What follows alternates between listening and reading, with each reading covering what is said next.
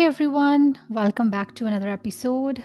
And today I want to talk about stress because I think it's very important topic to talk about. And I also feel that it's something that most of us treat casually, something we dismiss as it's just stress, even though it quietly shapes our mind, our emotions, and honestly our entire biology. And for the longest time, I thought stress was just mental state, something, happening in my head, something that would pass if I distracted myself or took it easy. But over time, I started seeing a pattern I couldn't ignore anymore. Every period of intense stress was followed by something happening in my body. Sometimes, it was low immunity, sometimes flare ups, sometimes my digestion acting up, sometimes feeling, mentally foggy, disconnected or numb. And sometimes it was just this heaviness I couldn't explain. At first, I treated these things separately, stress as one thing, the body as another. But the more I learned, the more obvious it became.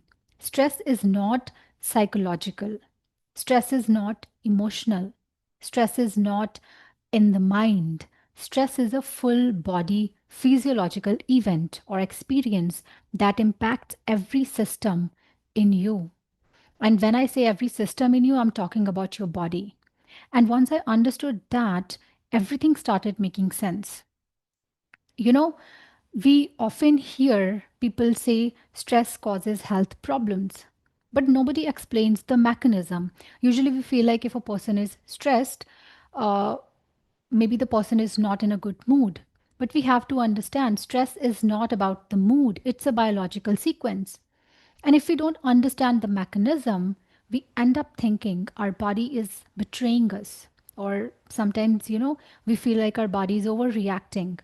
But the truth is much simpler and also more empowering. Your body is following an ancient biological sequence designed for survival. And let me help you understand the actual process. So, the moment your brain detects something even slightly threatening, could be a conflict, could be an overwhelming situation, could be, pressure of some sort, could be, loneliness, could be emotional pain, could be, uncertainty, it could be anything. The amygdala, which is, part of the brain, it responds instantly and it responds faster than your logical brain can process what is happening. And this is why you feel stress in the body before you can calm yourself down. The brain is actually trying to protect you. Now there is another part of the brain which is called hypothalamus. It activates the HPA axis, which is the body's stress command center, which releases cortisol and adrenaline. And these two hormones, adrenaline and cortisol, these hormones are not negative actually. They are meant to help you survive by give I'm sorry, by giving you this topic is actually, sometimes even for me, it is very overwhelming because I try to understand the connection between stress and body. I had been trying to understand this connection for so long, and when, it clicked, it just clicked, right? So, anyway, we were talking about adrenaline and cortisol, and these two hormones are actually, they have negative connotation, but they're actually not negative. They actually help you survive by giving you energy, giving you, focus and alertness during danger. So, whenever, something overwhelming happens or something, that shocks you, these usually, these two chemicals are released, cortisol and adrenaline, and you are in that state of alertness. But when stress becomes chronic, so when you're overly stressed, right, and these two hormones are released, right, uh, the same protective hormones they start harming the body, right? Why? Because now these hormones are released because they want to protect your body, right? So, but when you're already stressed all the time, they are over functioning now to help you survive, right? So, in that process, they suppress your immunity, they slow down your digestion, they disturb inflammation, they exhaust the adrenal system, and even disrupt sleep sometimes. And that's why stress doesn't just feel emotional, it becomes deeply physical, right? And research across Stanford and even Harvard, and decades of psychoneuroimmunology studies all say the same thing.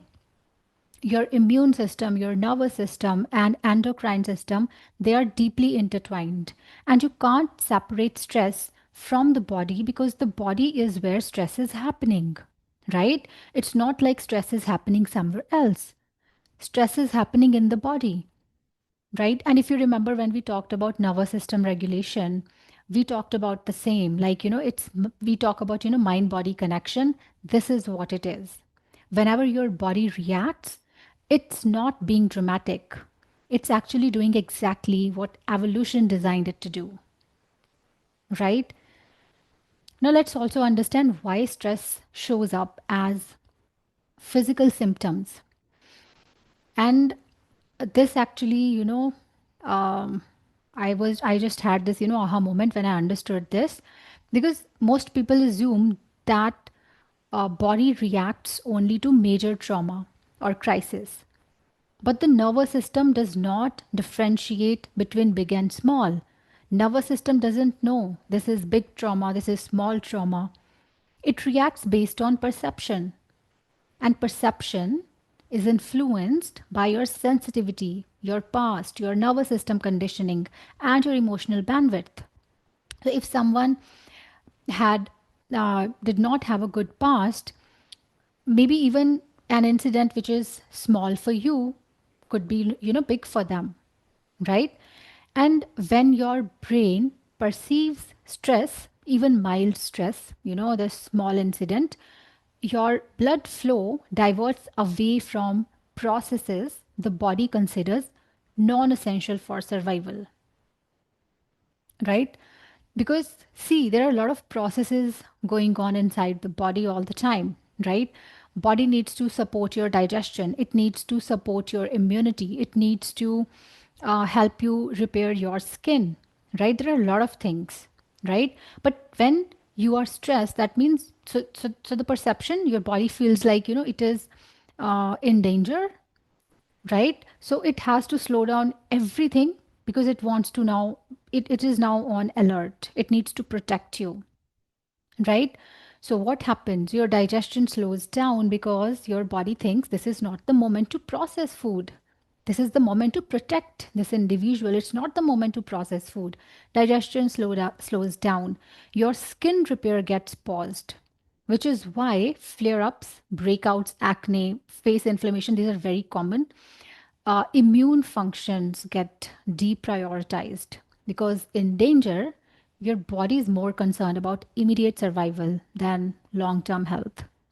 And this is why people experience digestion going off track, gut sensitivity, skin inflammation, fatigue, sleep issues, even numbness or emotional shutdown, weakness in old problem areas like nerves or joints.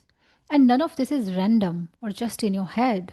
It's your biology reorganizing itself around that perceived threat. And again, the field of psychoneuroimmunology has spent more than 40 years, I believe, studying this. And the conclusion is very consistent. Stress directly influences immune cells, inflammatory markers, and even gene expression. So, yes, the body listens, it reacts always. Another thing stress has taught me is that healing isn't just emotional or spiritual, it's deeply biological. Uh, Gut health, nutrition, and stress are also linked. You know, usually when you're stressed, one of the first places stress shows up is the gut, because almost 70% of the immune system lives there. And the gut lining is incredibly sensitive to cortisol, right? So you are stressed. When stress becomes, chronic, digestion slows down, nutrient absorption drops, inflammation rises, and the gut brain communication network becomes disrupted. And this is why supporting your gut isn't optional, it's foundational. What you eat directly influences how safe or unsafe your nervous system feels.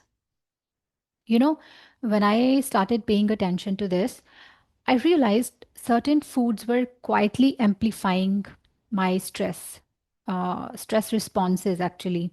You know, sugar, fried items, or heavily processed foods, they aren't bad in a moral sense, but biologically, they spike inflammation and they destabilize the gut.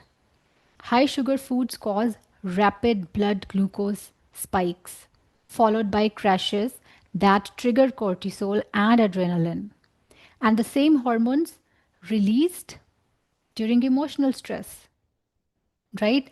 Adrenaline and cortisol are released when you are stressed, and the same hormones are released when you eat these kinds of foods, high sugar foods, because of, again, they cause, spikes in blood glucose. And then there are, crashes that again trigger, adrenaline and cortisol, right? See, processed foods weaken the gut lining and they disturb the microbiome, which matters because your immune cells and your nervous system rely on a balanced gut to stay calm. And inflammatory foods create oxidative stress, making, recovery slower and leaving the body feeling overwhelmed from the inside out. And once I simplified my diet, nothing extreme, just more organic whole foods, warm meals, fiber, probiotics, minerals, hydration. When I started making these changes, I could literally feel the difference. My energy was steadier, my digestion was calmer, my recovery from both stress and sickness became faster. It wasn't about dieting, it was about lowering the internal load so my body actually had the bandwidth to heal. When the gut feels safe, the nervous system feels safe. And when both are aligned, immunity automatically strengthens because the body is no longer stuck in survival mode.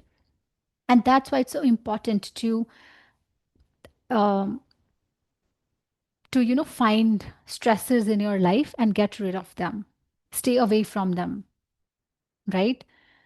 and And I'm telling you this because reducing stress in daily life doesn't only come from food, it also comes from moments of micro regulation. You know, watching something lighthearted, laughing, spending time with gentle comedy. It might seem small, but humor physiologically shifts the body out of threat mode. Laughter increases oxygen, it relaxes your muscles, it boosts your endorphins. Uh, It improves your heart rate variability, which is one of the strongest markers of a regulated nervous system. Gratitude journaling, even for 10-15 minutes, does the same thing by pulling the mind out of its default negativity bias and reminding the brain that not everything is danger. It's like sending a calm signal through your entire system. And there's also a practice I've started doing that surprised me with how much it helped. Whenever someone feels difficult or negative, I try to look for one quality in that person that I can appreciate or learn from. Even like if a situation feels difficult, I try to look for that one quality or something that I can learn from that situation. And if it's a person, I try to find something good about them, not to excuse their behavior, but to stop my own nervous system from uh, you know contracting into judgment or resentment. The moment you soften internally, your biology softens too. Your cortisol levels drop, your digestion eases, your breath deepens, and your emotional state becomes more spacious.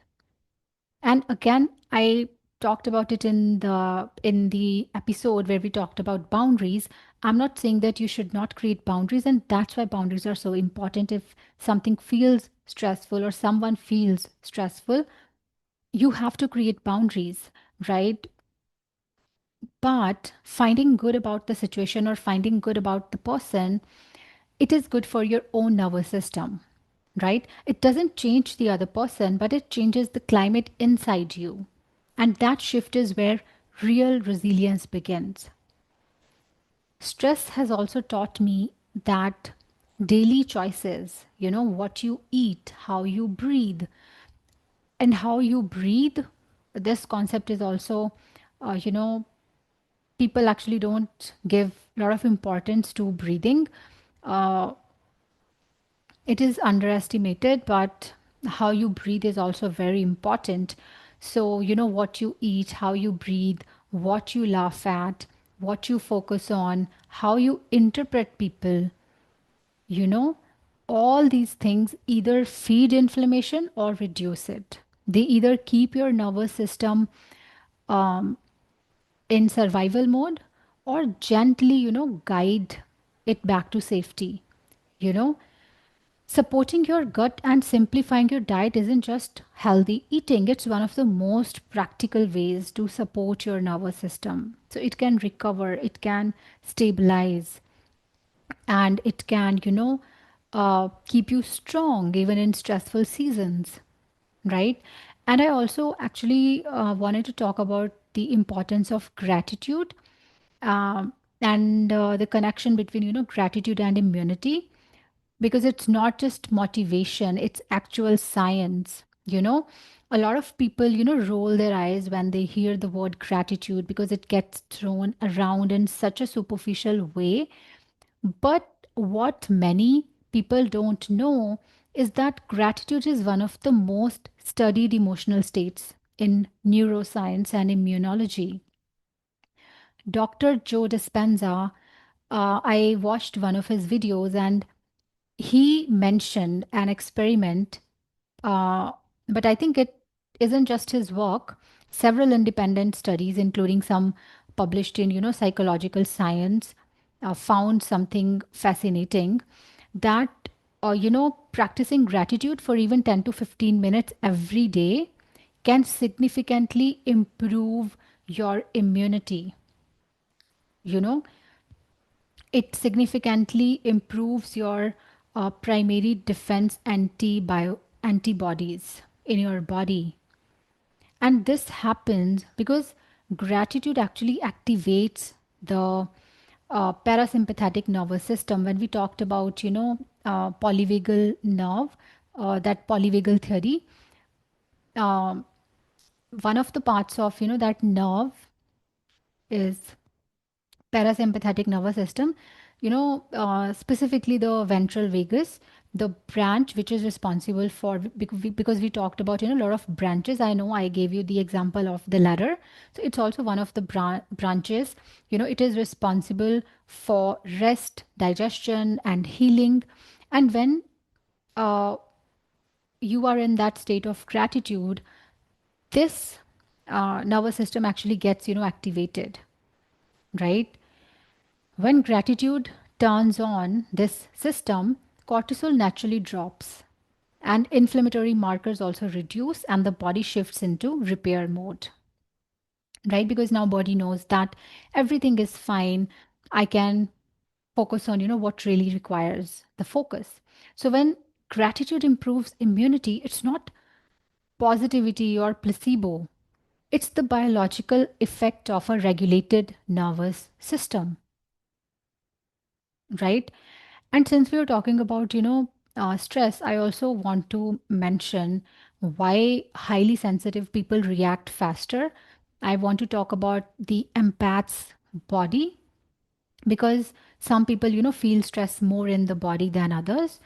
And empaths and highly sensitive individuals tend to have heightened interest in uh, heightened sensitivity, which means that, their awareness, and I am not sure actually, If you want, you can do your own research. I'm not sure if all highly sensitive people have heightened sensitivity, because it's also a whole spectrum. We can't say that everybody has that.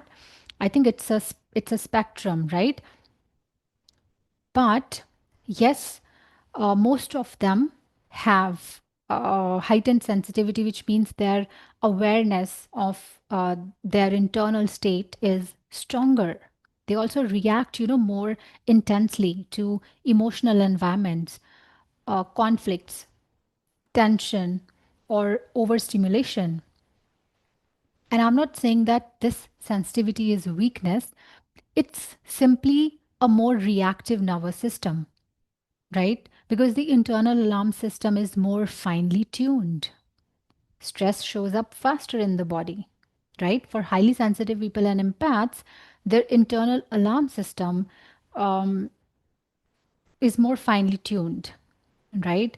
So even like, the symptoms can be gut tightening, sudden, fatigue after talking to someone, sudden, drop in energy after being in a crowded place, maybe emotional numbness, flare ups, again, sleep disturbances, feeling of losing control. These are very common, for empaths. And this is why empaths cannot afford to ignore stress signals. Their body speaks loudly and clearly, right? And also very early, right? And I think that's an added advantage, right? I'm an empath and I can vouch for that. Like I have, I think it's a gift, you know. And one of the biggest lessons as an empath, stress taught me is how easy it is to drift away from self awareness, right?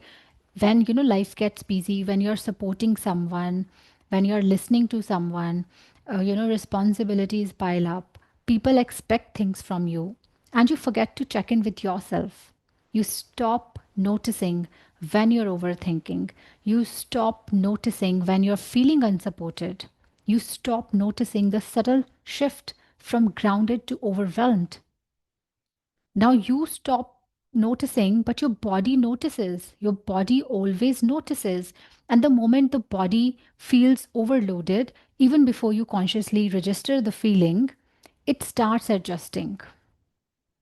It slows certain processes, it reroutes energy, it tries to protect you. You may feel it as numbness, tightness, irritability, discomfort, or just, feeling off. And this is why conscious self talk matters. This is why talking to your body matters. There is a research showing that gentle internal dialogue, self talk, actually reduces heart rate, regulates cortisol, and helps the nervous system shift out of survival mode. When you speak kindly, clearly, and reassuringly to your body, your cells respond, not metaphorically, but physiologically. Okay? And here's the truth, you cannot avoid stress. Nobody can. And you cannot avoid getting sick, having off days or dealing with unexpected problems, feeling, tired. But you can create a foundation strong enough that when these things happen, and they will happen, you recover faster with more clarity and less fear. On the emotional side, tools like grounding, somatic practices, cognitive behavioral therapy, cognitive reframing, boundaries, nervous system resets or nervous system regulation, therapy, they can help keep your inner world steady. And on the physical side, supporting immunity, listening to early body cues, restoring sleep, building nutritional strength, and slowing down when needed creates resilience that lasts. The goal is not to eliminate stress. The goal is to strengthen the system that handles it. Because when your foundation is strong, stress does not turn into a spiral. It becomes a signal, one you respond to instead of collapsing under. And finally, one thing I want to one more thing actually I want to share. What stress ultimately taught me is that the body is not an obstacle. Your body is not an enemy. It's not something working against you. It is a messenger. It is always communicating. Your body wants to be healthy, you know, but at the same time, it also knows when something is off, right? It is always trying to protect you. Your body has self healing capacity, but you have to support that capacity. You know, every symptom is a signal, every flare up is information, every moment of fatigue is the body asking for alignment. And when you combine scientific understanding with spiritual awareness, you realize the body isn't separate from your emotions or your mind. Everything is connected and everything responds to everything else. Stress has taught me how to listen, it taught me how to slow down, it taught me how to come back to myself. And it taught me that healing doesn't happen by force, it happens when the system feels safe again.